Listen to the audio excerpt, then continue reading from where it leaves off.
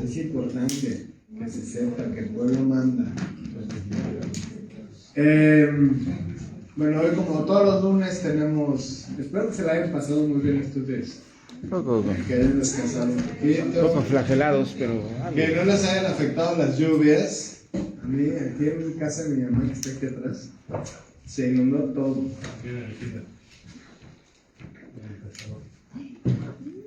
Mi mamá vive ahí, bueno, ahí donde nací, aquí junto al Grey.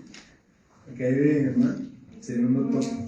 El jardín, todo, su casa, un desastre. Yo espero que las autoridades municipales nos ayuden a todos los afectados. Bueno, pues como cada lunes tenemos política social en la conferencia. Sean todas y todos bienvenidos. Nos acompaña la titular de la Secretaría de Bienestar, la secretaria Araceli Álvarez Corona, que nos va a hablar de un tema importante que tiene que ver con el programa de escuelas autosustentables, que ha sido además reconocido no solamente a nivel nacional, sino ya una experiencia que ha trascendido las fronteras del país y que además tiene todo que ver con todo un modelo pues educativo y social que desde la escuela se permite, ¿no? Entonces, muchas gracias, Estela, bienvenida. Gracias. Buenos días nuevamente a todas y a todos. Pues el día de hoy les voy a compartir un poco de lo que fue un programa que ejecutamos en el 2025, como ya bien lo dijo Antonio, Escuelas Autosustentables, que fue un programa que se ejecutó con recurso del FICE, es un recurso federal, y que lo trabajamos en coordinación con la Secretaría de Educación Pública y del ITIFE. Entonces, bueno, aquí algunos datos importantes a resaltar en cuanto a la problemática que existe no solamente en Tlaxcala, sino en la mayoría de las escuelas a nivel nacional. Hablo de las escuelas públicas y que requieren intervención de diferentes dependencias para poder lograr que, bueno, los alumnos y las alumnas puedan estar en espacios dignos. Y en ese tema en específico hablamos de atender el tema de infraestructura, el tema del mobiliario, y bueno, aquí es importante señalar un dato muy en concreto, que es que existen 764 escuelas urbanas ubicadas en ZAP, que son zonas de atención prioritaria. Eso es importante porque de estas escuelas que se encuentran en estas zonas son las que nosotros validamos para que pudieran incorporarse al programa. La que sigue, por favor. Y bueno, ahí vienen los objetivos específicos del programa, que era contribuir a mejorar el nivel de vida y bienestar de la población escolar, no solamente de los alumnos y alumnas, sino de los docentes y también los familiares, incluso de la propia comunidad, puesto que muchos de las familias o de las viviendas que cubrían a la escuela pueden también hacer uso, por ejemplo, del agua que es captada, el agua que se capta de lluvia, y también podían hacer uso de esa agua las familias. Entonces, bueno, ahí fue el suministro e instalación de un sistema de captación de agua pluvial y un sistema fotovoltaico que más adelante les voy a explicar. ¿Cuáles eran los criterios para elegir estas escuelas? Uno, contar con clave del centro de trabajo que fuera autorizado por ende por la Educación Pública, la Secretaría de Educación Pública, ser dependiente de la Secretaría de Educación Pública del Estado, que estuvieran bajo el registro de esta secretaría, y las instituciones educativas deberían de localizarse en zonas de atención prioritaria, localidades con niveles de muy alto y alto grado de rezago social y marginación en el estado de Tlaxcala.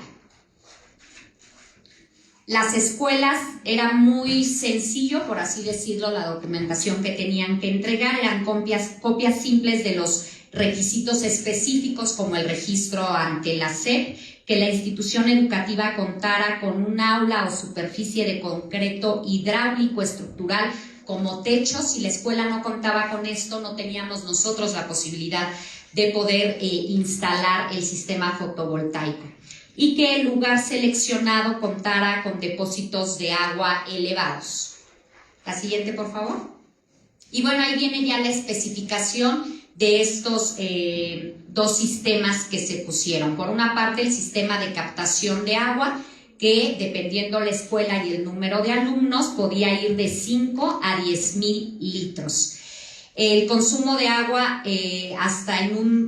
permite reducir, el consumo de agua hasta un 75% al tener estos sistemas de captación de agua.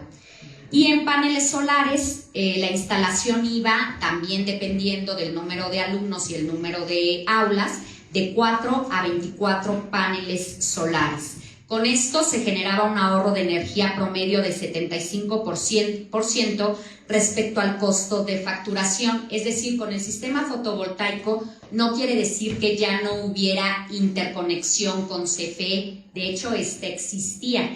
Pero la diferencia es que ahora se hacía uso de ese sistema fotovoltaico y lo que iba a pagar o lo que va a pagar la escuela del consumo por parte de CFE iba a ser mucho menor. Hablemos de un promedio de que si pagaban 2,000, 2,500, 3,000, iban a estar pagando 300 o 400 pesos, que es un ahorro muy importante para la escuela y que muchas veces incluso los padres de familia tenían que hacer en algún momento cooperación para poder pagar los servicios. La siguiente, por favor.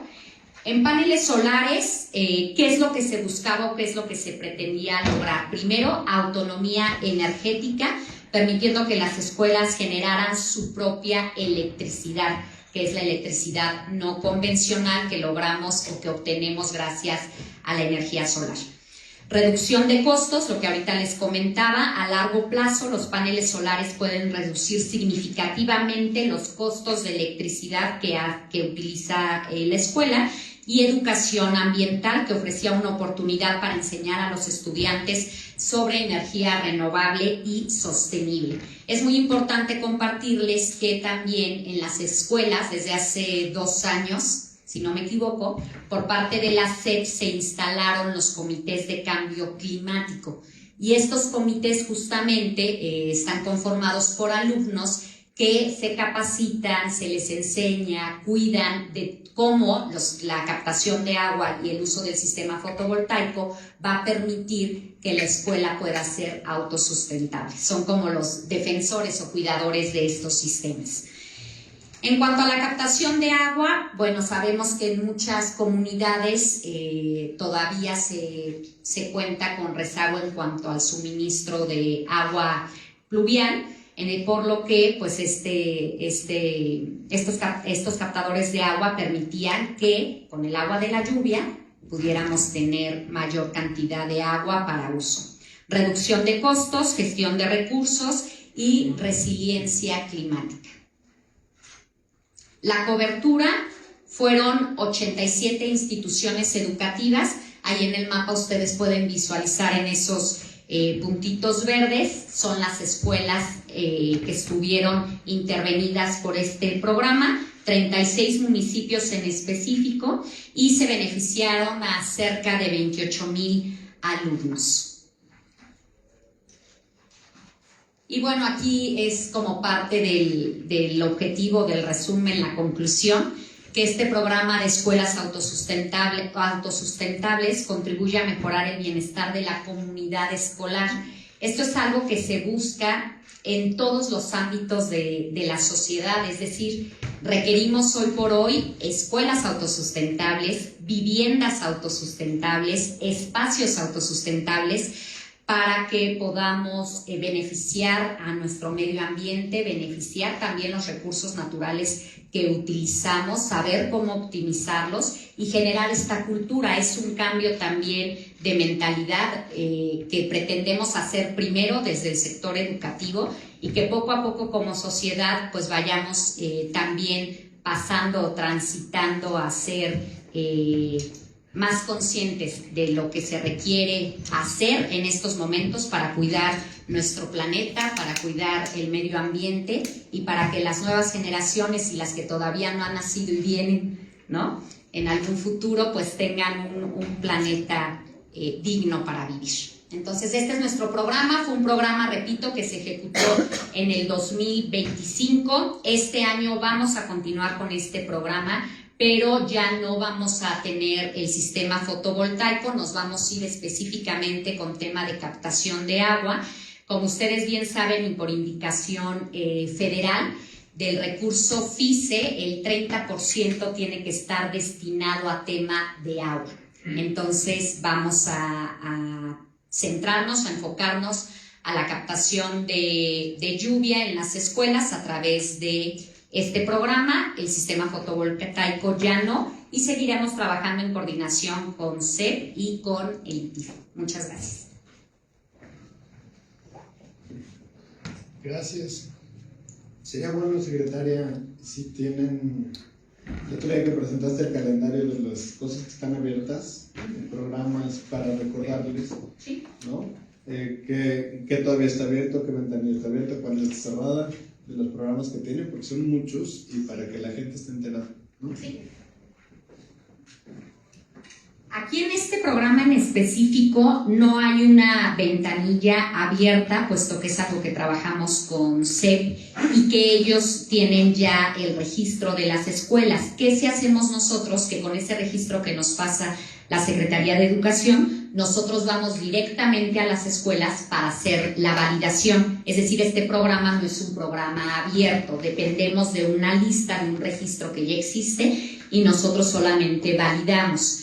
Del resto de nuestros programas, en algún momento les había compartido que los podemos catalogar en 4 secciones o 4 áreas en específico de atención, que es el tema de salud, nuestro programa de bienestar para tu salud, que estamos en 15 municipios. Ese es un programa que está abierto de manera permanente, es decir, cualquier persona que requiera o que pueda y quiera formar parte del programa de bienestar para tu salud se puede acercar al ayuntamiento, al municipio, por si les queda lejos tal vez trasladarse para las oficinas centrales, o puede comunicarse para que nosotros le digamos cuáles son los requisitos, que es muy sencillo, INE, CURP, comprobante de domicilio, y de manera muy rápida y sencilla las personas tienen su tarjeta con las cuales van a recibir servicios médicos totalmente gratuitos en las 15 unidades que tenemos en el estado.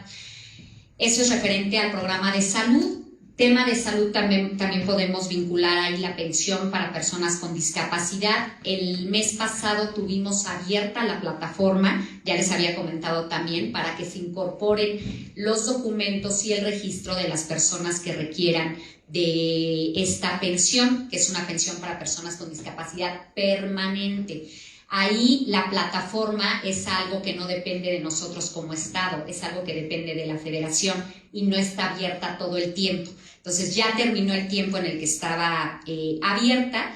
Todos los registros que teníamos desde el año pasado en espera ya se incorporaron y lo que va a proceder es que ahora vamos a esperar a que ya nos notifiquen a través de la Delegación de Bienestar Federal cuando llegan las tarjetas y nosotros poder entregarlos. Los demás sí podemos ir haciendo el registro, la validación, pero todas las demás personas que no entraron en esta primera etapa tendrán que esperar a que nos informen cuando se vuelve a aperturar. Ayudas funcionales es un programa también igual que salud permanente en cuanto a la apertura. Siempre hemos comentado con los 60 municipios que no puede haber personas con algún tipo de discapacidad, ya sea temporal o permanente, que requieran una ayuda funcional y que no se les otorgue, porque hay un músculo muy fuerte para atender a través de ayudas funcionales. Los propios municipios tienen estas ayudas, nosotros como Estado tenemos a la Secretaría de Bienestar, al DIF estatal, al CRI, a la Beneficencia Pública y también hay apoyos a nivel federal. Entonces, hoy por hoy no podemos encontrarnos a una persona que diga yo metí mi solicitud para una andadera o una silla de ruedas y ya pasaron tantos meses y nunca me ayudaron o nunca me apoyaron. Entonces, ese es permanente. Y bueno, también en el tema de nutrición, que es el programa de bienestar para tu nutrición, que también ya lo he compartido con ustedes. Ese no es que sea un programa abierto en el sentido de poder estar incorporando conforme vayan llegando solicitudes, porque ya hay un padrón fijo. Nosotros tenemos beneficiarias que desde el 2022 han formado parte de este programa. que sí ha sucedido año con año que hemos crecido un porcentaje para poder ir incorporando a las mujeres que se han acercado, ya sea a los ayuntamientos o directamente a la Secretaría de Bienestar, y que quieren formar parte de este programa. Entonces son incrementos pequeños en cuanto al número de beneficiarias que crece en cada uno de los municipios, y también cuando vamos teniendo bajas automáticas, por así decirlo, pues vamos incorporando a quienes estén en lista de espera. Y el resto de los programas que son para mejoramiento también de las viviendas, como puertas y ventanas, tinacos, calentadores solares, la realidad es que hoy por hoy, estamos en abril, ya tenemos cubierto la totalidad de focalización, porque en algún momento también ya les había compartido que el número de acciones que tenemos para estos programas en específico tampoco nos dan para atender toda la demanda que tengamos en el estado. Por eso se ha trabajado en algunos municipios el que podamos ir mano a mano. No voy a decir peso a peso porque no es como se maneja esa medida, por ejemplo, con el tema de las viviendas, que en algún momento era peso a peso, municipio y estado, pero sí los hemos invitado a que si, por ejemplo, yo en un municipio pongo 250 calentadores, que son, recordemos, todos los programas, que también les mencioné ahorita, son totalmente gratuitos, que el municipio ponga la misma cantidad que el Estado está otorgando, porque hay mucha demanda. Y yo les digo a los presidentes y a las presidentas, si yo, bienestar, me tengo que ir a esas familias que tienen que cubrir ciertos criterios, que yo sé que son familias vulnerables, familias que tienen un alto índice de marginación y que pueden entrar a mi programa, las 250 acciones que hagas tu municipio puede ser más abierto en cuanto a esos criterios, porque calentador solar no solamente lo piden las personas que están en una situación de pobreza o pobreza extrema. Muchas personas quieren un calentador solar porque sí es un ahorro también para los gastos que tienen las propias familias. Entonces ahí los municipios sí pueden determinar cómo van a hacer la distribución de sus 250 acciones. Yo bienestar no puedo porque tengo criterios muy específicos que tengo que cumplir, pero ellos sí pueden. Entonces, lo que sí les puedo decir es que en la mayoría de estos programas de equipamiento mejora a la vivienda ya tenemos casi la totalidad en cuanto a la focalización. Ustedes tal vez vieron en la página de la Secretaría que estuvieron abiertas los programas, ¿no? Por ejemplo, el de lavadoras. Pero el número de acciones son muy pocas, entonces se aperturó y de manera inmediata ya habíamos cubierto la totalidad de acciones que tenemos, por eso bajamos la publicidad, y entonces si un municipio quiere replicar el programa, lo puede hacer, ahí es ya de manera independiente. Y el tema que sí va a seguir abierto y que invitamos a la población a que a través de los presidentes de comunidad y los municipales puedan acercarse o con nosotros directamente es nuestro programa de apoyo para las comunidades indígenas. Recordemos que este año van a ser 150 acciones, habíamos estado trabajando 100, este año son 150, va a estar en 3 etapas, ya cubrimos la primera etapa en donde 50 familias o 50 proyectos ya fueron aprobados, vamos a ir a la segunda etapa y va a haber una tercera etapa.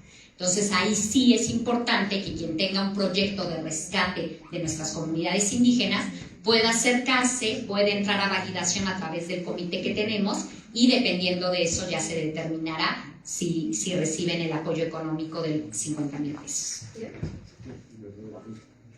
Muchas gracias, secretaria. Pues abrimos las preguntas. Comenzamos con Zuria. Secretaria, buenos días. Nada más respecto al programa de escuelas autosustentables, a ver si ya tienen el dato de cuántas están en posibilidad de atender este año y si hay alguna alternativa con respecto a que pues van a enfocar el recurso solo a la captación de agua, si hay alguna alternativa para el tema del tema eléctrico. Eso por un lado. Y por otro, preguntarle, secretaria, a finales del año pasado realizaron una cena de gala y una subasta. Pues a ver si nos pudiera comentar pues detalles al respecto, quiénes participaron. Entiendo que subastaron obra. ¿La compró la Secretaría? ¿Fue donación? ¿Cómo funcionó Pues eso? los invitados ahí se... Sí, ¿cuántos recaudaron? ¿Quiénes participaron? Y específicamente a qué se va a destinar este recurso, por favor. Gracias. Bien, referente a las escuelas que van a ser intervenidas, el año pasado fueron 87 escuelas, este año van a ser 79 las que se van a seleccionar. Todavía estamos en proceso de validación de algunas, pero va a ser 79 escuelas específicas las que se atenderán este año. Repito, ya no a través de captación y sistema fotovoltaico. Este año nos centraremos únicamente en captación de agua. Ya les estaremos informando en dónde quedaron ubicadas estas escuelas para que sepan qué municipios son los que van a ser beneficiados este año. Y la otra pregunta tenía que ver con la Cena Gala, ¿cierto? Bien, la Cena Gala, como saben, pues es un evento que se realiza para poder recabar fondos a través de una subasta de diferentes artículos o de diferentes obras de arte de manos tlaxcaltecas que, bueno, a través de una subasta se adquieren a través de particulares. El monto de cuánto fue lo que se recabó es algo que no puedo compartirles en este momento porque no es algo que depende de mí. Como saben, es un evento que se realiza por parte del Comité Consultivo de Bienestar y Desarrollo Social, en el cual, pues, cifras, números, no podría yo darles ese dato porque no es algo que me compete a mí. Sin embargo, podemos investigarlo, si se podría, y si quieren en la siguiente, que me invite Antonio y que yo esté aquí, les comparto ese dato específico de cuánto fue. Que sí puedo compartirte porque yo formé parte de muchos de los recorridos que se hicieron durante el 2025 para que se use el recurso. Es para atender casos que normalmente no se pueden atender a través de programas sociales, porque lo que requieren estas familias o estas personas no es un calentador solar o un tinaco o la tarjeta de salud. Por ejemplo, se han apoyado a personas que requieren cirugías específicas, ¿no? A niños o niñas con cáncer, a niños o niñas que tienen alguna discapacidad que requiere de una prótesis muy específica. Nosotros, por ejemplo, tenemos la prótesis de pierna, pero hay personas que requieren una prótesis de cadera o que requieren una prótesis de mano. Entonces, son para casos que nos hemos encontrado en recorridos en los municipios, en las comunidades, de personas que necesitan un apoyo muy específico en algo que no se cubre normalmente con un programa, y ahí es a donde se ha entrado. Eso fue en el 2025. Si recuerdan, esto empezó en el 2024, la primer Cena Gala que se realizó, y en esa ya se tiene un video de los casos específicos que se fueron atendiendo, cuáles eran las necesidades que tenían estas familias y cómo fue que se les apoyó. Para la del 2025, si gustan en la siguiente que nos veamos, puedo traer esos datos específicos y los casos que ya se tienen detectados. Esto era algo a veces complejo cuando uno va a los barridos o recorridos en comunidades. Es muy frustrante ver una necesidad y que tú sepas que a pesar de estar en una dependencia que tiene programas sociales, no puedes apoyar a esa familia con esos programas. Va más allá. ¿Y qué se requiere? Pues de muchas voluntades. Por eso siempre hemos dicho que el bienestar y el desarrollo social de cualquier parte del mundo no solamente recae en las dependencias de gobierno, recae en toda la sociedad, desde el ámbito público hasta el ámbito privado, y entonces tiene que haber la suma de voluntades para que podamos cambiar también lo que sucede en las familias más vulnerables. Gracias. Muchas gracias. Aquí adelante. Muy bien. Buenos días, secretaria, preguntarle de estas 87 escuelas que fueron intervenidas en 2025, pues cuántas son primarias, cuántas son secundarias y cuántas son preescolares, y también si para a cuánto ascendió o a cuánto va a ascender el recurso pues para las 79 escuelas en este 2026. Gracias.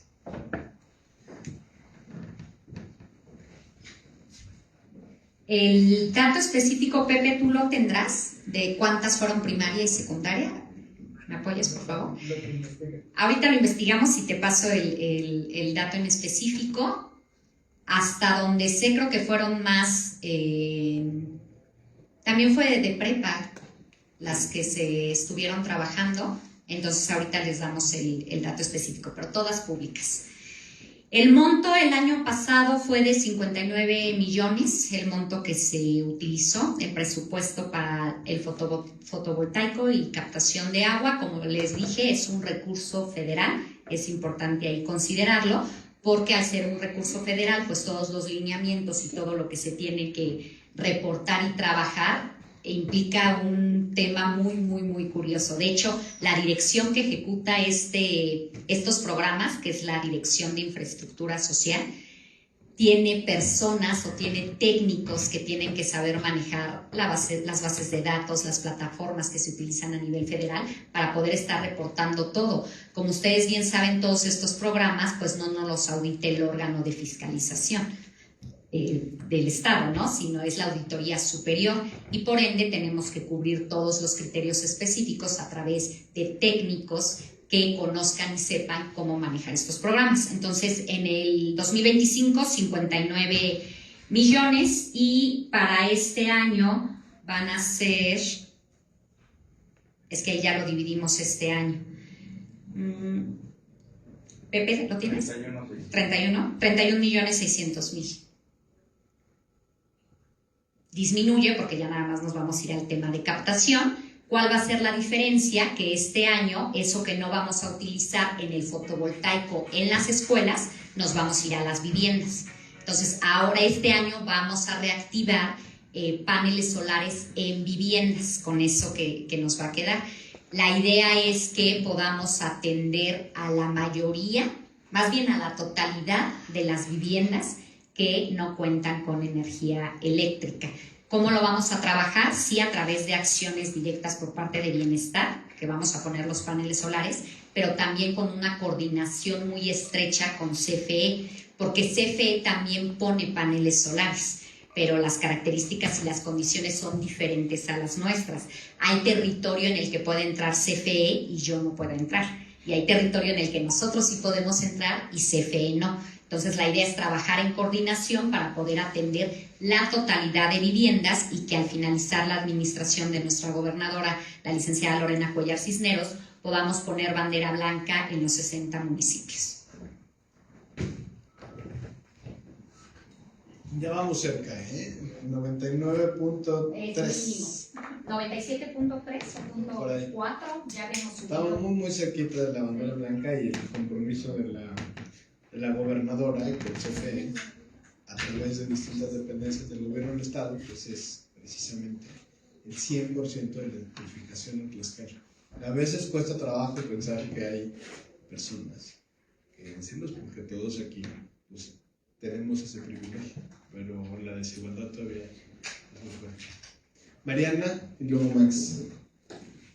Gracias, buenos días. Nada más para preguntar sobre los posibles bloqueos del día de hoy. Sabemos que es un tema federal, pero que afecta a todo el Estado por el tema de los bloqueos. ¿El gobierno del Estado tiene algún posicionamiento al respecto? Y también sobre el robo a las iglesias. Se llevó a cabo apenas uno en Cuauhtémoc, que fue aparte bastante violento, porque no nada más se robaron al Santísimo, pero también hubo ahí violencia. Y en menos de un año ha habido por lo menos 5 robos a iglesias en diversos municipios de Tlaxcala. También saber si el gobierno del estado tiene algún tipo de posicionamiento sobre este tipo de delitos. Te contesto primero lo de los bloqueos. En ese caso, bueno, lo que estamos en este momento es monitorear cada uno de los puntos que dentro del anuncio que hicieron los transportistas y posterior a los transportistas, los campesinos que se solidarizaban con este paro. Hay que recordar o contextualizar, el paro nacional fue anunciado por transportistas.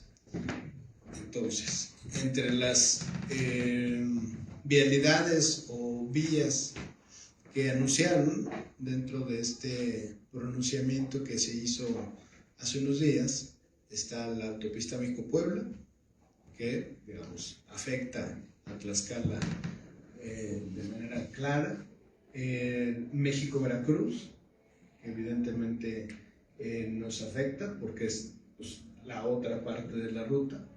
No está anunciado el Arco Norte, pero mantenemos un monitoreo por el tema de la solidarización de los campesinos con estos que podrían o entendemos que han convocado en Francisco y Madero, en Najamilpa, a primero una reunión y posteriormente decidirán ellos en una asamblea si bloquean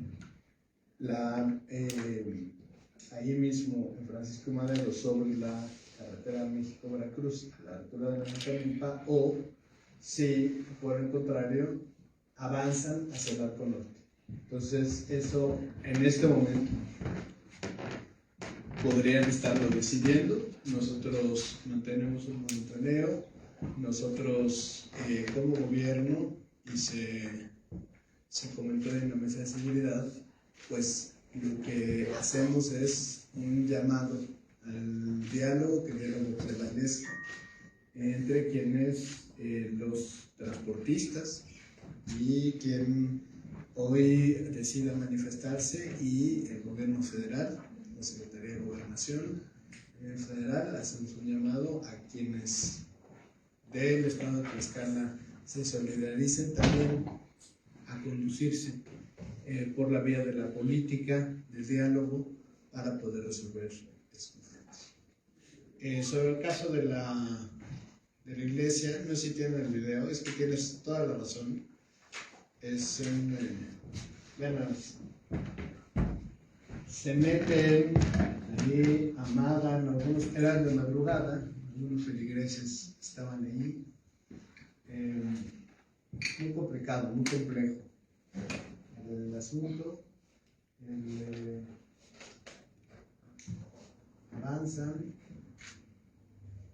Entendemos que despojan a los feligreses de sus pertenencias y después lo que sucede es que se roban hostias consagradas y el Santísimo. Eso es lo que sabemos de este acto que ocurrió en San Lucas Cotelulpan. La diócesis de Tlaxcala ha dado ya un comunicado al respecto sobre ese tema. Ha planteado la excomunión de estas personas. Del lado del gobierno del Estado, por supuesto, dos cuestiones: la investigación por parte de la Fiscalía, esperamos que se esté llevando a cabo, que se den con los responsables en coordinación con materias de inteligencia y de procuración de justicia. Y para nosotros es muy importante la no repetición, porque este tipo de cosas, aquí que hemos platicado mucho con ustedes sobre el tema de la percepción de inseguridad, esto pega más casi que cualquier otra cosa, porque afecta la vida cotidiana de las personas. Aún así, durante las festividades de Viernes Santo, procesiones, hubo saldo blanco, pero esto nos preocupa mucho, es algo que estamos poniendo especial interés. Hoy lo comentaba la gobernadora, que se pudiera hacer un programa especial por parte de la Secretaría de Seguridad Ciudadana para estos temas, una suerte de unidad de reacción mucho más rápida, porque esto es algo muy, muy importante. Que además Tlaxcala es un pueblo, pues también católico, pueblo que acude a sus templos, que festeja a sus santos y que es verdaderamente muy importante. Nos sumamos también al comunicado que ha emitido la diócesis de Tlaxcala y colaboraremos con la diócesis y desde luego en las atribuciones de la Fiscalía, que es autónoma, y en las instituciones de inteligencia y de seguridad, los que puedan dar con los responsables de este hecho. Y por supuesto también nos sumamos a la postura de la sociedad. Nos parece que si vemos las redes sociales hay un rechazo absoluto por parte de la comunidad, no solamente Coatepec, sino de la comunidad, y tampoco ni siquiera exclusivamente de la comunidad católica, sino en general de la sociedad tlaxcalteca, y nos sumamos a ese rechazo a este tipo de actos. Más. Gracias. Sobre el tema quisiera agregar, más bien quisiera preguntar, ¿hay una denuncia de los afectados? Porque Cuauhtémoc particularmente no acostumbra a denunciar. Entonces, quisiera saber si hay denuncia sobre esto.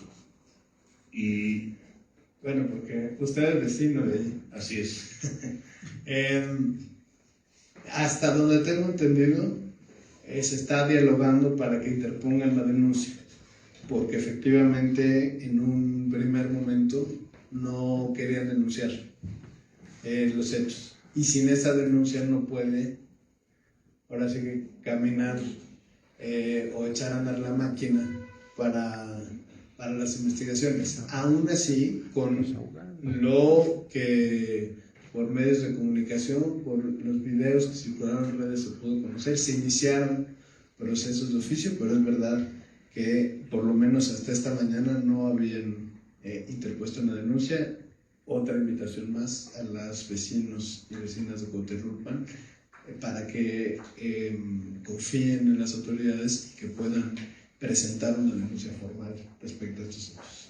Gracias. A la titular del bienestar, seguramente no escuché bien, pero me interesa el tema del agua en las escuelas. Entendí que no hay una especie de ventanilla para inscribirse en las escuelas. Me gustaría que aclarara eso. De no ser así, entonces me gustaría saber quién decide qué escuela es beneficiaria de estos programas. Y digo porque ahí es donde se siembra la semilla del cuidado del agua en las escuelas. ¿Quién decide a qué escuela llevar esos programas? Y luego, ¿qué características debe tener el edificio, la construcción de la escuela o el municipio para que sea beneficiario de esos programas? Y luego, ¿nos da usted el número de las escuelas? Bueno, usted dice acciones a emprender. ¿Ya está decidido para este año? ¿Ya se sabe qué escuelas van a ser las que van a tener este programa? ¿O todavía alguna comunidad pudiera aspirar a ese beneficio? Gracias.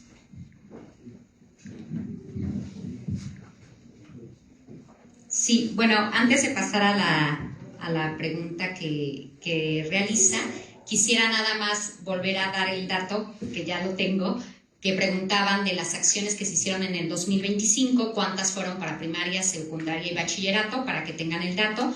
De primaria fueron 55 escuelas, de secundaria 10 y de bachillerato 22.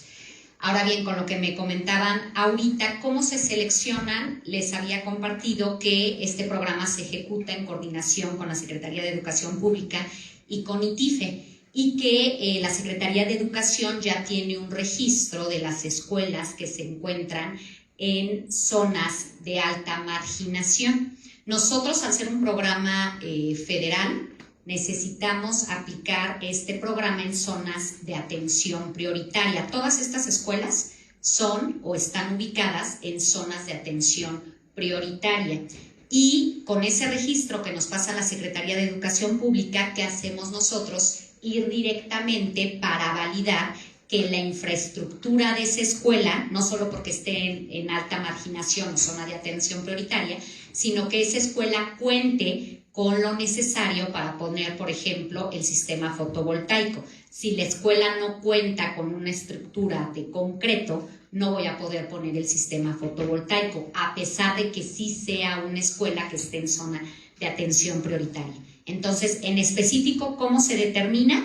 A través del registro que nos da la Secretaría de Educación y a través de la validación directa que hacemos nosotros para verificar que la escuela cuente con todo lo necesario para poder poner los dos sistemas, el de captación de agua y el fotovoltaico.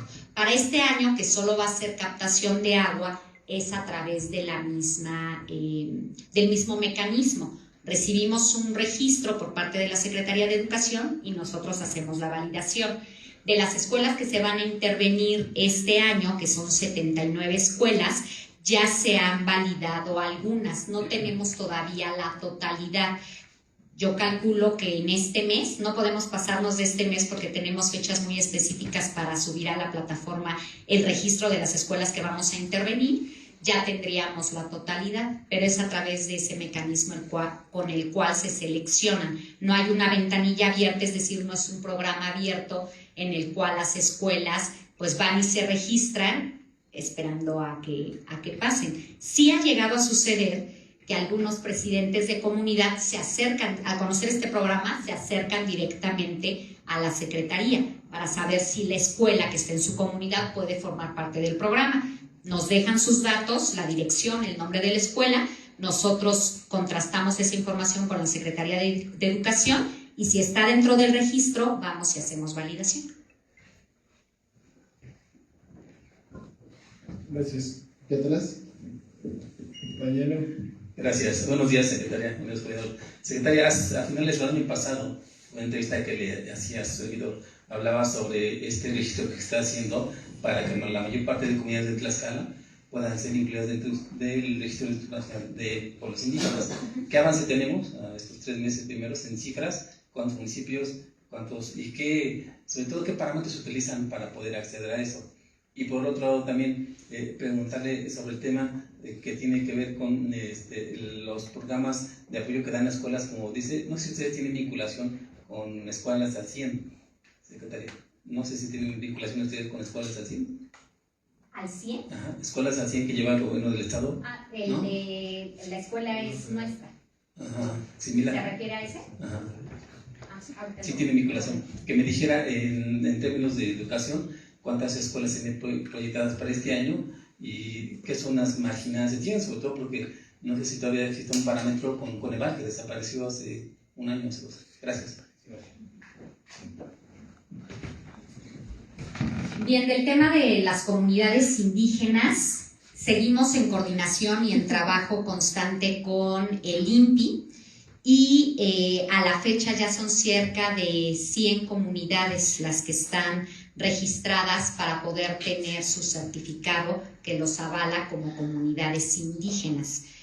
Es muy importante que sepamos que este es un proceso que se lleva a través del instituto y que lo trabajan en coordinación con nosotros aquí en Tlaxcala, porque nosotros no tenemos una representación en nuestro estado en específico, sino que nos absorbe la representación que existe en Puebla. Y entonces trabajamos en conjunto con ellos a través de la Dirección de Desarrollo Comunitario. Cada vez son más las comunidades que se quieren inscribir. Y esto es muy importante hacer una reflexión en algún momento, porque cuando se empieza a dar este auge de que se registren las comunidades, no solamente en Tlaxcala, sino en otros estados del país, lo hacen porque saben que va a existir un recurso federal que va a llegar de manera directa a las comunidades, que va a pasar directo y que la comunidad, a través de un comité que va a conformar, va a decidir en qué van a utilizar ese recurso. La realidad es que no todas las comunidades que tienen o que están registradas como a través de su certificado como comunidades indígenas reciben este recurso, porque no era el único criterio que se utilizaba. En un primer momento el INPI era quien iba a ejecutar este programa en específico y después se toma la decisión que sea la Secretaría de Bienestar Federal la que lleve en coordinación con el INPI este apoyo, ¿no? este recurso que se baja. Entonces, por un lado tenemos que saber que quienes se están incorporando es porque saben que en algún momento van a poder recibir este tipo de apoyo directo, apoyo económico directo, y por otro lado, para darle esa validez y ese respaldo a las personas que conforman esa comunidad. Es decir, ok, no recibí este año el recurso directo como otras comunidades en el estado, pero hoy por hoy yo tengo un registro que nos da también o nos dota de derechos, que nos hace ver que somos sujetos de derecho, las personas que conforman estas comunidades, y que entonces podemos participar en otras actividades de la administración pública, de la sociedad y de la propia comunidad. Entonces, es a través de esos dos. Hoy por hoy en Tlaxcala, cerca de 100 comunidades las que van a tener su certificado. ¿Cuántos municipios? ¿De cuántos municipios? Pues bueno, son cerca de 36, 37 municipios en donde se concentran la mayoría de estas comunidades. Sabemos que hay municipios en donde tal vez no se tiene el dato específico de que tengan una comunidad indígena, pero hay otras en donde la mayoría de sus comunidades pues, son indígenas, ¿no? Hablemos de un Contla, de un Ixtenco, de un San Pablo del Monte. Y la otra pregunta que me hacías era referente a las escuelas, ¿cierto? ¿Cuál era el dato? Ya me fui. ¿Con programas latino? Sí. Bien, nosotros no trabajamos de manera directa o no intervenimos en este apoyo que se da para las escuelas. Recordemos que nuestra gobernadora, al ya existir un programa que apoya directamente, un programa federal que apoya a las escuelas, como lo de la clínica es nuestra, la escuela es nuestra, la gobernadora crea un programa que también apoya de manera económica a escuelas con recurso estatal, con recurso propio. Y esas escuelas pues deciden en qué lo van a utilizar, si van a techar, si van a poner o a terminar su barda, en lo que ellos determinen. Nosotros lo hacemos de manera independiente porque nosotros tenemos ciertos lineamientos ya muy específicos en los cuales tenemos que destinar el recurso. Es decir, yo no puedo agarrar este recurso federal y juntarlo con otro para la misma acción, porque el recurso que estoy utilizando federal para este programa tiene lineamientos muy específicos. Entonces eso no permitiría que se lleve como se tiene que realizar. Lo que sí sucede es que, por ejemplo, con lo que llega tal vez de la escuela es nuestra y con lo del recurso propio, que muchas veces tal vez no alcanza lo que te llega para la necesidad que se tiene en la escuela, sí pueden juntar el recurso para una misma acción. Pero bueno, eso ya es algo que no entra dentro de nosotros. Nosotros vamos solos, por así decirlo, porque atendemos en específico captación de agua y sistema fotovoltaico.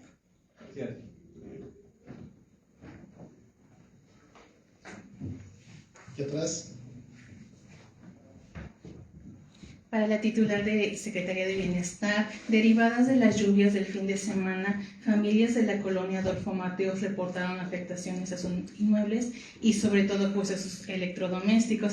En este sentido, preguntar si se harán acciones para apoyarlos, pues tal vez con un apoyo económico, algún electrodoméstico. Secretaria, por favor. Sí, claro. Recordemos que en otros momentos donde también hemos tenido afectaciones por tema de lluvias, pues no solamente a través de bienestar, sino a través de muchas dependencias de gobierno, se han intervenido estas comunidades o estos municipios. Y sí vamos a hacer un recorrido. Recordemos que el tema de electrodomésticos no es que sea un programa fijo de la Secretaría de Bienestar, sino que existe un trabajo coordinado con Banco de Alimentos que también nos han donado electrodomésticos y que ellos van y nos acompañan a poder entregar lo que se requiere en estas familias, principalmente en las familias o en los hogares que se vieron más afectados, no porque unas sean más importantes que otras, sino simplemente familias que sí se ven mucho más afectadas que otras. Entonces, por parte de bienestar, normalmente como entramos, a través de despensas, a través de electrodomésticos y otras dependencias, como la Secretaría de Ordenamiento Territorial y Vivienda, el DIF estatal, la Secretaría de Impulso Agropecuario, también tienen su participación en coordinación y en compañía también con las y los presidentes municipales. Gracias. Ahí hay, por supuesto, una instrucción de la gobernadora a todas las dependencias de gobierno con el tema, sobre todo de la granizada en la capital, la granizada que afectó el fin de semana. Ya la Secretaría de Infraestructura hizo algunas valoraciones, entre otras la Casa del Obispo, algunas otras valoraciones de infraestructura física para entender el estimado de daños. Tanto Bienestar como el DIF del Estado están haciendo recorridos con la gente del municipio para determinar qué tipo de ayudas y programas se pueden hacer, y así. Y la Secretaría de Medio Ambiente y de Agricultura Agropecuaria, viendo ciertas partes de los cultivos en Panotla. Si lo vemos, ayer hicimos un recorrido por allí, todavía ayer hubo alguna realizada mucho más leve en la zona de Panotla, en tierras de labor. Entonces, bueno, pues ahí tenemos la instrucción de la gobernadora de atender a todas las familias tlaxcaltecas que se han visto afectadas con este hecho. Hugo. Secretaria, buenos días. Preguntarle, en cuestión del tema de pueblos indígenas, ¿para qué se utiliza específicamente el recurso y si este se ha aplicado de manera correcta y si hay algunas observaciones en cuanto al mal manejo de este presupuesto? Usan las comunidades el pueblo manda. Bueno, ahí no sé si te refieres al programa que se ejecuta a través de Bienestar Estatal o al recurso federal que les llega hoy por hoy a las comunidades. El del estatal. Del estatal, la realidad, y como siempre les he dicho, a veces me dicen que ese es mi programa consentido, pero es un programa muy, muy bonito porque el número de acciones nos permite tener un acompañamiento y un acercamiento muy, muy real, que muchas veces no se da en el resto de los programas por la propia operación. Pero bueno, en este programa, recordemos, es para apoyo a rescate de nuestras comunidades o de nuestras tradiciones de las comunidades indígenas, ya sea gastronómico, artesanal. Y lo que se hace es que se arma un proyecto en el cual las personas que participan, y estos proyectos entran a validación a través del comité, se determina en qué van a utilizar estos 50,000 pesos. Muchas veces estos 50,000 pesos no alcanzan para el proyecto que tienen, pero sí dan el empuje para lo que quieren lograr. Entonces, muchos de hecho han hecho un ahorro previo a que ya les lleguen los 50,000 pesos y entonces con la suma del ahorro más los 50,000 pesos logran la totalidad de su proyecto. Todos los casos, todos, excepto uno del 2024, han tenido éxito, se ha utilizado el recurso en lo que se tiene que utilizar. Ese uno que no fue por un tema de salud de la familia, pasaron una situación complicada y el recurso lo utilizaron para atender el tema de salud urgente que tenían. Se hizo un registro, se levantó un acta, se pasó por el comité que aprueba estos proyectos y también se votó para que las personas lo pudieran utilizar. Ahí sabemos que era una necesidad muy apremiante que tenía la familia, un tema muy delicado, y posterior a eso que hicimos, le dimos seguimiento y fuimos viendo a través de qué vínculos con el municipio, con la propia Secretaría de Cultura, pudiera la persona recibir ese empuje para su proyecto, que tuvo que dejarlo pausado por atender un tema de salud. Pero hablo de uno en este año, el 5º año de ejecución. Entonces ha sido un programa muy bueno y que ha beneficiado de manera directa a nuestras comunidades indígenas. Y el programa federal, lo decía la secretaria también, el programa federal lo decide directamente las comunidades. Hay que leer muy bien la reforma del artículo 2 constitucional, porque cambia de manera estructural la manera en cómo el Estado se relaciona con las comunidades indígenas, que les da la categoría de sujetos de derecho público. Y eso permite lo que antes no se podía, poderles darle dinero o recursos directamente a las comunidades. Y eso es un cambio de paradigma gigantesco, que esta reforma, que además es una lucha social de muchos años, creo que el planteamiento original se plantea en los acuerdos de San Andrés, pero se va después, a finales de los años 90, en los años 2000, en las primeras décadas de este siglo, profundizando sobre qué debe de pasar con esos planteamientos originales de los acuerdos de San Andrés.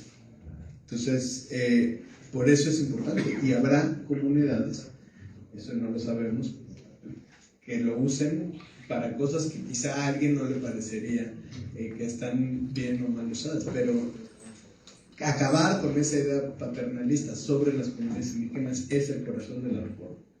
Entonces, muy importante, son temas que me gustan, pero hay que saber mucha historia. Víctor. Buenos días. Para la titular de la Secretaría del Bienestar, en estos recorridos que hace para determinar qué escuelas pueden ser beneficiadas con el programa, preguntarle cuántas escuelas no fueron beneficiadas con este programa y si las canaliza alguna institución para que cumplan con los requisitos del programa. Y también preguntarle si hay alguna estrategia con los municipios donde se ubican estas escuelas para poder vigilarlas, toda vez que como son escuelas de alta y muy alta marginación, están expuestas a ser saqueadas o vandalizadas con esta infraestructura.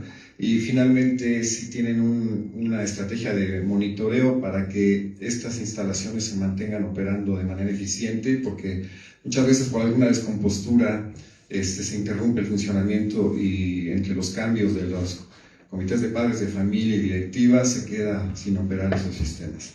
Gracias. Sí, del 2025, de las escuelas que no cumplieron con los criterios, sí fueron 87 las que estuvimos interviniendo, fueron cerca de 100 las que ¿cuántas? 120. 120.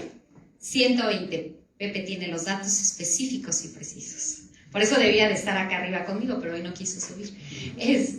120 escuelas, y de las que no, porque no cumplían con este tema de la infraestructura para poder poner los sistemas, sí existe un tema de que la propia Secretaría de Educación Pública asume esa responsabilidad por las propias atribuciones que tiene como dependencia, y también ya queda de manifiesto ante la comunidad o ante el municipio, me refiero a los o las presidentas en turno, de que son escuelas que requieren una atención y una intervención. Entonces, es algo que se conoce y que se sabe, ¿no? Estas que no entraron son escuelas que ya están ante la vista, no solamente de las autoridades de comunidad o municipal, sino también de las autoridades estatales. Y muchas veces entran también apoyos, repito, de por ejemplo el DIF estatal, que también tiene muchas acciones que impactan de manera directa a las escuelas y a las niñas y a los niños que estudian en estas escuelas. Y en tema del monitoreo, nosotros damos capacitación y asesoramiento a quienes se quedan como responsables de los comités de cuidado de estos sistemas. Les había comentado que la Secretaría de Educación creó los comités de cambio climático, que ellos sí o sí forman parte de este cuidado, de estas capacitaciones, para que sepamos que estos sistemas van a seguir funcionando a pesar de los cambios de administración o cambios de directivos.